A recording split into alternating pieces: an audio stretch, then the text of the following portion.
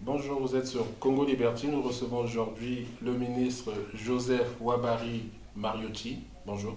Bonjour, Niwa. Alors, c'est toujours un plaisir de vous recevoir, d'autant plus que vous êtes un homme politique expérimenté et malheureusement aujourd'hui, l'actualité congolaise est foisonnante, prolifique et on attend de cette interview-là, en tout cas les internautes, les Congolais, votre analyse sur tous les points que nous allons aborder. J'espère en être à la hauteur. Vous serez à la hauteur, on n'en doute pas. Nous allons commencer d'abord sur l'IDC FROCA, dont vous êtes coordonnateur à l'étranger, en Europe et sur les États-Unis, si je ne me trompe pas. Vous êtes aussi membre de l'UPADS. Alors, la question c'est, au sein du FROCAD, a été, M. Tsatsi Mabiala, secrétaire général de l'UPADS, a été remercié ou est parti, vous nous direz ce qu'il en est. Vous êtes vous-même membre de l'UPADS, mais coordonnateur de l'IDC FROCAD. Comment vous arrangez-vous à trouver le bon équilibre? D'abord, je ne suis pas coordonnateur de l'IDC FROCAD aux États-Unis, en Europe, en France. Je suis plutôt représentant de l'IDC, du FROCAD, et dernièrement avec la juxtaposition de la composante Jean-Marie Michel Moukoko.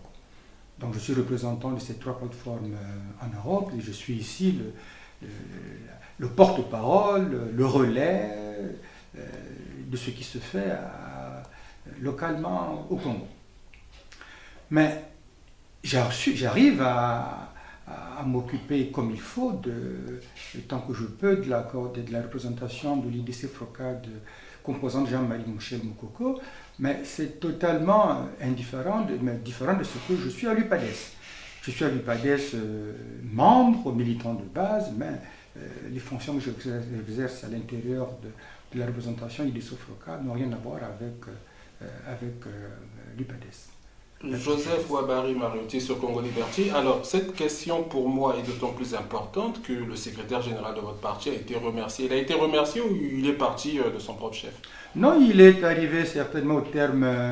non, il y avait des malentendus à l'intérieur du FROCAD, des malentendus entre les leaders du FROCAD, du temps où Tsatsi Mabiala était le coordonnateur.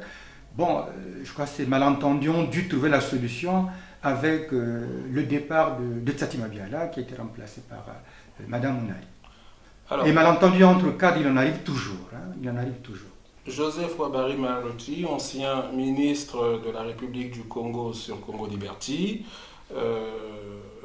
Tsatsi Mabiala, donc le secrétaire général de l'UPADS, est en pleine campagne des législatives. La question c'était, vous en tant que membre de l'UPADS, est-ce que vous avez pu négocier une circonscription dans laquelle vous pourrez demain postuler pour une place de député à l'Assemblée? Non, d'abord, je ne négocie rien. Je ne négocie rien en matière électorale, en ce moment-ci, parce que la question électorale, c'est la question qui, justement, a divisé la nation au Congo avant les présidentielles. Bon, l'UPADS est un parti libre, un parti souverain, qui a un programme. Son secrétariat national a décidé de préparer les élections législatives qui vont certainement arriver, on ne sait pas trop bien quand. Mais tout ça s'est fait indépendamment de la dynamique de l'IDC FROCAD, composante Jean-Marie Michel Moukoko. Pour nous, à l'intérieur de ces trois plateformes, la question électorale n'est pas une question centrale. Il y a un contentieux, il y a une crise post-électorale qui n'est pas réglée. On ne peut pas aller aux élections législatives tant que cette crise post-électorale n'est pas réglée. Mais l'UPADS estime que pour des raisons particulières, elle a des raisons d'aller aux législatives, mais ça, nous ne comprenons pas trop bien. Même nous, militants de l'UPADS, nous ne comprenons pas trop bien pourquoi le secrétaire général il est pressé d'aller à ces élections, d'autant qu'elles seront mal organisées, d'autant qu'elles ont un mauvais système électoral, et en plus, sans compter que Sassou les gagnera comme il voudra en distribuant des représentations à des partis. Il va un peu trop rapidement. On aurait pu d'abord, à l'intérieur des partis de l'opposition, trouver la solution à la crise post-électorale et puis penser aux élections législatives. D'autant que actuellement, l'article 244 de la Constitution actuelle permet le maintien des députés qui sont là en place jusqu'à la fin de leur mandat, donc jusqu'à juillet 2017. Joseph Kwabari Maroté sur Congo Liberty, je souhaite avoir une réponse claire de vous à une question claire. Est-ce que vous condamnez les législatives préparées par M. Sati Mabiala? Sati Mabiala a des raisons certainement à l'intérieur du parti d'y aller, mais moi j'estime que ce n'est pas normal que le parti, que l'UPADES se détache de la dynamique de l'IDC FROCAD composant Jean-Marie Michel Moukoko. Et c'est que l'UPADES a des raisons particulières, je ne les connais pas, mais j'estime que c'est une situation qui n'est pas normale. Pendant que nous nous battons pour que la crise post-électorale soit réglée, il y a un parti qui voudrait les élections législatives. Ce n'est pas normal, ce n'est pas bien. Je ne condamne pas peut-être sur le principe, mais je suis opposé à ça. Alors, de cette campagne électorale qui se tient pendant les bombardements du Pool, beaucoup de gens se sont posé la question de savoir si, finalement, les membres de l'UPADES et les anciens membres de l'UPADES avaient un contentieux à régler avec les populations du Pool. Vous savez qu'il y a eu des problèmes entre les pays du Niari, l'UPADES et les populations du Pool. Vous avez donc Sati Mabiala qui ignore royalement les bombardements qui se font dans le Pool. Vous avez votre ancien collègue, le Premier ministre de M. Sassou Nguesso, Clément Mwamba, qui semble être dans la même dynamique. Est-ce que les anciens Lissobis ont un problème avec les populations du Pool? D'abord, la campagne électorale n'est pas ouverte.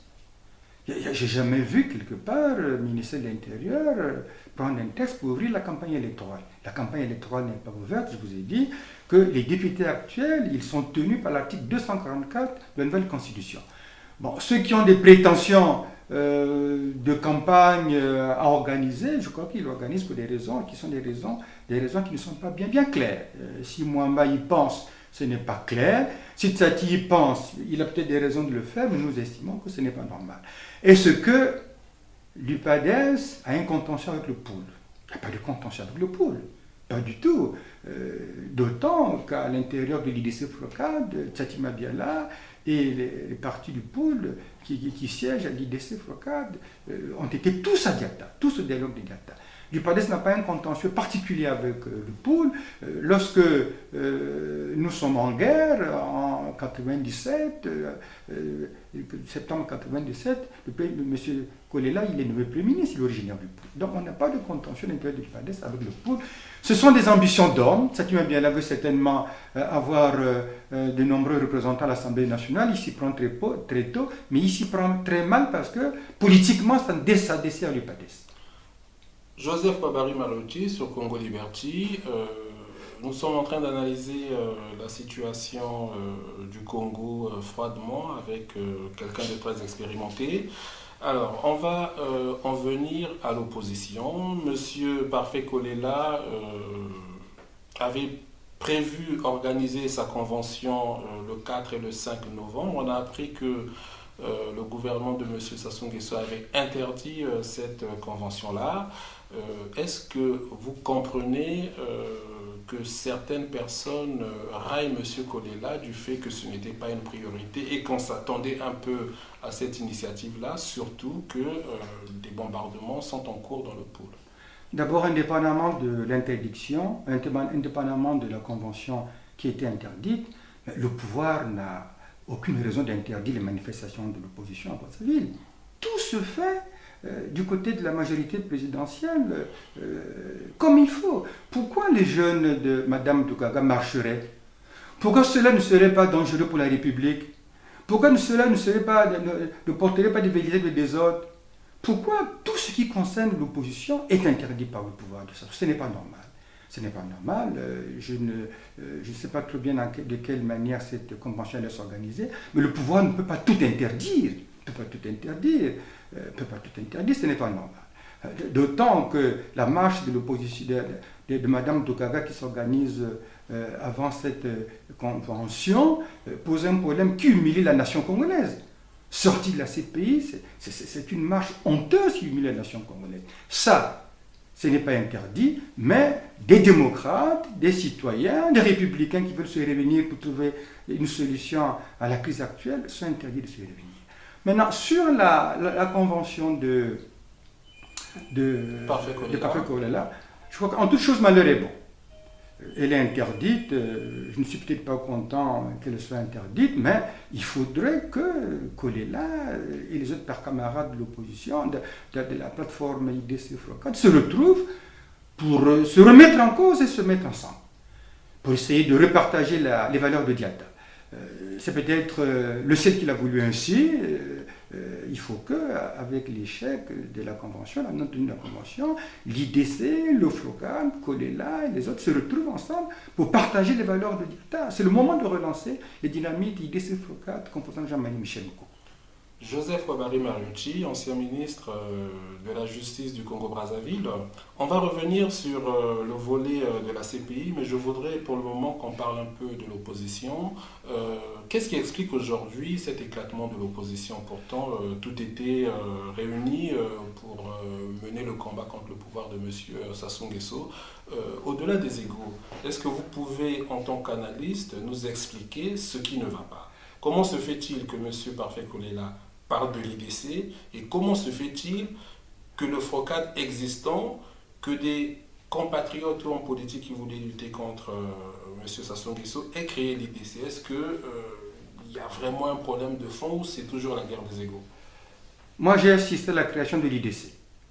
J'ai assisté à la cérémonie qui a créé l'IDC. Il y avait Okombi, il y avait Kolela, il y avait Kalakala. Boao n'était pas là, c'était un mec qui s'était fait représenter. Moi, je crois que la fracture à l'intérieur de l'IDC, du Frocade, est due à la ligne politique ou à l'orientation pour gérer la suite de l'élection présidentielle anticipée du 20 mars 2016. Je crois que la fracture vient de la manière dont les gens ont voulu gérer la suite de l'élection présidentielle anticipée. Il y en a qui estimaient qu'il faut ouvrir l'opposition pour qu'ensemble nous allons à un dialogue inclusif. Il y en a qui estiment que ceux qui ont été avec M. Sassou, qui ont soutenu M. Sassou pendant cette période, qui ont reconnu l'élection présidentielle, n'ont aucune raison d'être avec les autres. Je crois que tout vient de là. C'est une affaire de gestion des suites de l'élection présidentielle anticipée pour continuer le combat pour l'alternance démocratique. Il y a eu plusieurs lignes, plusieurs points de vue qui n'ont pas pu se concilier, d'où la fracture à l'intérieur de ces plateformes. Alors, Monsieur Joseph Ouabary Mariucci, vous nous dites qu'il y en a. Est-ce que vous pouvez nous donner, pas des noms pour condamner, mais quelle était la ligne politique de M. Boao, celle de M. Kolela, celle de Sassima Biala? On a envie de savoir. Kolela a estimé qu'il fallait ouvrir la convention à ceux qui ont été candidats à l'élection présidentielle et à d'autres. Bon, j'ai entendu des noms de Mpouilé, j'ai entendu des noms d'Anguios, j'ai entendu des noms de Kinyombi. Bon, pourquoi c'était une mauvaise chose? Ou une bonne chose d'ailleurs?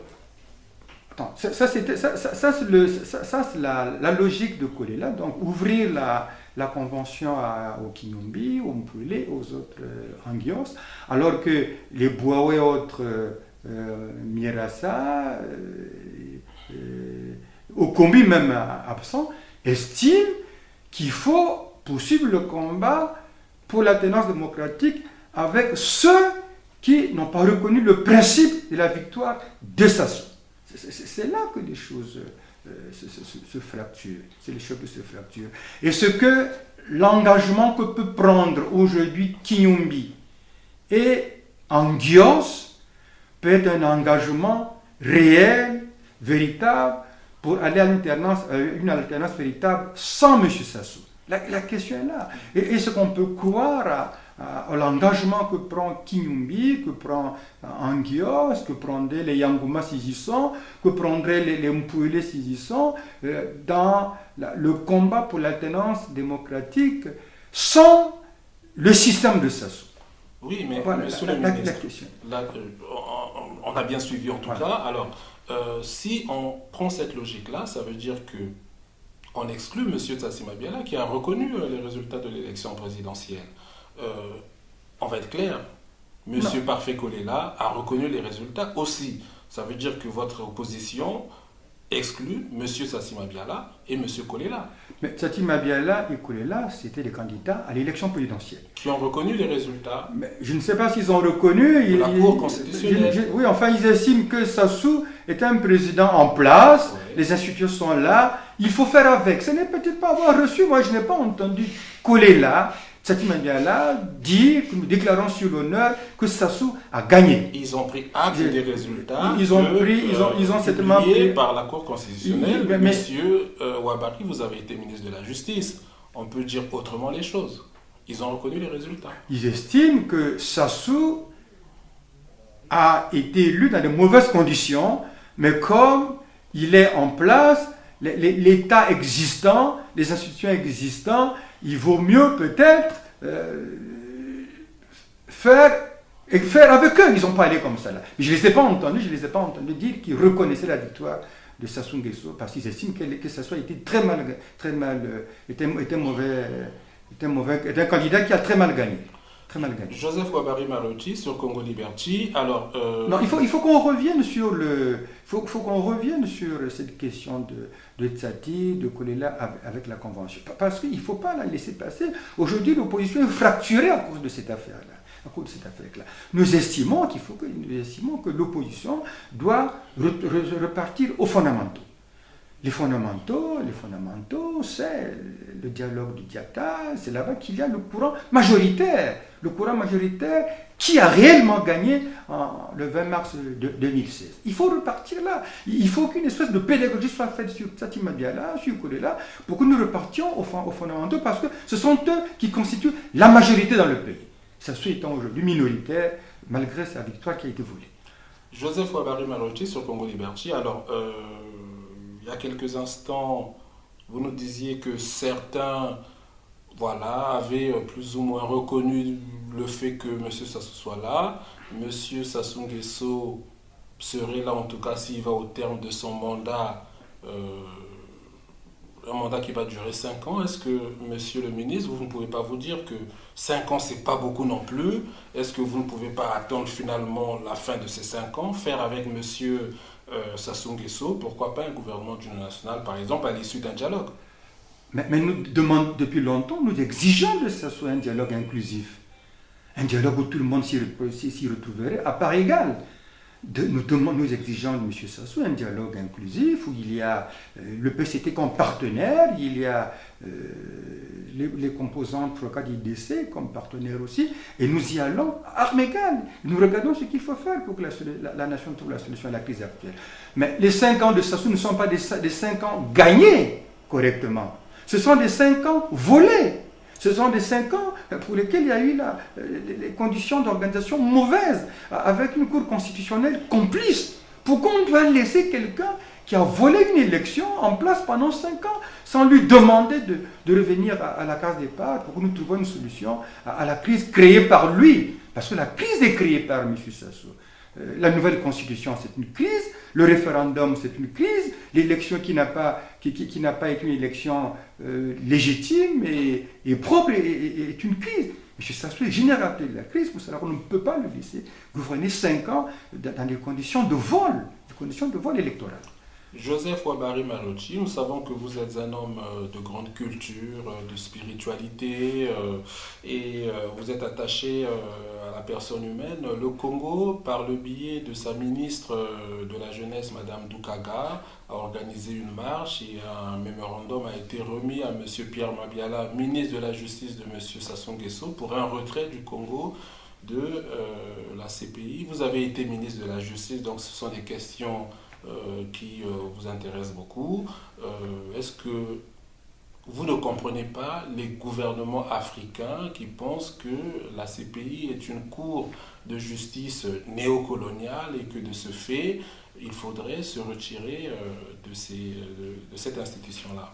D'abord, quel pays africain qui voudrait se retirer de la CPI? Vous avez, le Burundi n'est pas un exemple démocratique. L'Afrique du Sud. Oui, mais je vais vous en parler. Mais une dizaine de pays. Oui, le Burundi n'est pas un exemple de démocratie, le Burundi n'est pas un exemple de bonne gouvernance, le Burundi n'est pas un exemple de pays qui respecte les droits de l'homme. C'est pareil pour l'Afrique du Sud. Vous voyez dans quelles conditions est mouillé le président Zuma. Ce n'est pas un pays, aujourd'hui un pays qui fait honneur à l'Afrique du Sud, avec tout ce qui se fait. Déjà, des patrons d'entreprise défilent pour demander son départ. La jeunesse demande son départ. C'est un président impliqué dans la corruption. Alors, un pays qui est dans la corruption, qui demande à la CPI, qui demande à partir de la CPI, on n'est pas étonné. On n'est pas étonné. Et je ne suis pas étonné que Mme Doukaga, d'ailleurs à l'époque ici, dans la même salle, je vous ai dit, si le président Sassou n'organise pas un dialogue pour que la nation choisisse les meilleurs pour gérer le pays qui est en crise, il ramassera les ministres dans la rue. Voilà. Il les a ramassés dans la rue. Vous voyez le comportement de Mme Doukaga qui demande que le pays quitte la CPI. Mais au nom de quoi le pays va quitter la CPI? Mais en quittant la CPI, le Congo va déshonorer la nation congolaise. La CPI, c'est une institution internationale qui corrige, qui voudrait que l'impunité disparaisse. Alors, qu'est-ce qui se passe? Voilà une constitution qui a été taillée à la mesure de M. Sassou, où les deux verrous de l'âge, les deux verrous de l'âge et du mandat, du troisième mandat, sautent pour M. Sassou. Il y a une disposition qui crée l'impunité totale à un ancien chef d'État qui commet des actes délictueux pendant l'exercice de ses fonctions. Et Mme Doukaga estime qu'il faut qu'on sorte de la DC. C'est ça, ramasser les ministres dans la rue, et ça fait honte à l'Afrique. Quoi qu'il en soit, même si cette démarche porte, le gouvernement congolais quitte la CPI, plus tard, nous refrapperons à la porte de la CPI, même si nous ne sommes pas là. Joseph Ouabari Mariotti sur Congo Liberty, l'actualité de la diaspora congolaise, c'est aussi les jeunes compatriotes aujourd'hui en prison, mais qui n'ont pas trouvé beaucoup d'aide dans la diaspora. Est-ce que vous trouvez normal que les compatriotes qui se sacrifient pour le pays ne soient pas soutenus ni financièrement, ni moralement? Je ne vous demande pas ce que vous avez fait, mais est-ce que le temps n'est pas venu pour lancer des appels à la diaspora congolaise qui s'implique un peu plus parce qu'elle a souvent donné des conseils à ceux qui sont au pays de sortir dans la rue, pendant que lorsqu'il y a des problèmes ici au sein de la diaspora, les gens ne se mobilisent pas. Qu'est-ce que vous avez à dire à ce sujet? Non, les jeunes qui sont gardés dans les commissariats ou à la maison d'arrêt ne sont pas abandonnés. Nous ne crions pas sur tous les toits ce que nous faisons en leur faveur, mais ils ne sont pas abandonnés. De la même manière, Mokoko et les autres, les Jean Gwabi, Limbongo, qui sont au pays emprisonnés, ne sont pas abandonnés. Nous sommes avec eux, nous faisons tout, nous nous battons pour qu'ils recouvrent la liberté. Nous nous battons pour ceux qui sont ici recouvrent la liberté. C'est pour cela que nous frappons aux portes des institutions internationales, nous frappons aux portes des grandes chancelleries pour que la crise post-électorale trouve une solution avec des préalables, la mise en liberté de ses frères. Nous ne les abandonnons pas, nous sommes avec eux. Alors, Joseph Ouabari Mariotti sur Congo Liberty, il y a une information qui a circulé sur un coup d'État que prépareraient les anciens lissoubistes. On a parlé de Marc Mapingu qui serait l'initiateur de tout cela. Comme vous le savez, je peux aussi citer un ancien ministre de Pascal Lissouba qui a dit qu'il fallait se débarrasser du pouvoir de M. Denis Sassou Nguesso par tous les moyens, même militaires. Est-ce que les anciens lissoubistes sont en train de préparer une action militaire au Congo? Non, il n'y a pas d'anciens militaires préparés au Congo par les anciens. Nous ne sommes pas anciens lissoubistes, nous sommes lissoubistes. Nous ne sommes pas d'anciens lissoubistes, nous avons travaillé avec le président Lissouba, nous avons partagé le malheur et la joie de gouverner avec lui. Nous ne sommes pas des anciens lissoubistes, nous sommes des lissoubistes. Il n'y a pas en vue un coup d'État qui se prépare par ces lissoubistes. Nous sommes des démocrates, nous cherchons des solutions de manière démocratique à la crise post-électorale au pays, mais nous n'avons aucun intérêt à ajouter la violence à la violence. M. Sassou, lui, il trouve son compte dans la violence. Nous ne pouvons pas ajouter la violence à la violence. Non, nous ne sommes pas des partenaires de la violence pour aller dans un coup d'État. M. Poukébene a certainement dit qu'il allait par tous les moyens faire partir M. Sassou. Il n'a pas dit formellement qu'il allait faire un coup d'État contre M. Sassou. Tous les moyens, ça peut être une désobéissance civile, tous les moyens, ça peut être un soulèvement populaire, tous les moyens, ça peut être une grève générale, tous les moyens, ça peut être une crise à l'intérieur du pouvoir. Une crise à l'intérieur du pouvoir, ce n'est pas exclu d'ailleurs. Une crise à l'intérieur du pouvoir débouche sur un consensus national par une conférence nationale. Joseph Obari Marojji, sur Congo Liberty, nous arrivons à la fin de notre émission. Est-ce que vous avez quelque chose à rajouter? Nous n'avons pas parlé assez de Ntoumi. Nous n'avons pas parlé assez de la crise dans le pool. J'estime que aujourd'hui il y a deux camps. Il y a deux camps dans la crise du pool. Il y a le pouvoir avec les militaires, les supplétifs, plus des mercenaires qui affrontent et qui combattent un résistant, un camp de résistants qui se battent pour la démocratie dans le pays, qui se battent pour que la tenance démocratique arrive. Ntoumi, c'est un résistant qui se bat pour que... C'est un membre du FROCAD d'ailleurs, il signe au FROCAD et il est du côté des résistants, du côté des démocrates qui se battent pour que la tenance arrive dans le pays. La solution à la crise du pool, c'est la paix. Le président Sassou, M. Sassou, il doit créer les conditions de prendre la hauteur et déclarer que la guerre cesse, il arrête la guerre dans le pool, il déclare formellement, de manière solennelle, que le pays doit se retrouver pour régler, pour parler de la question du pool dans un dialogue national inclusif. Parce que si la solution qui consiste à arrêter Ntoumi, le traîner devant les tribunaux, va aggraver la crise à l'intérieur de la nation. Il va davantage fracturer la nation. La seule solution, c'est d'arrêter les combats de part et d'autre et aller vers la paix des bras pour avoir une solution nationale.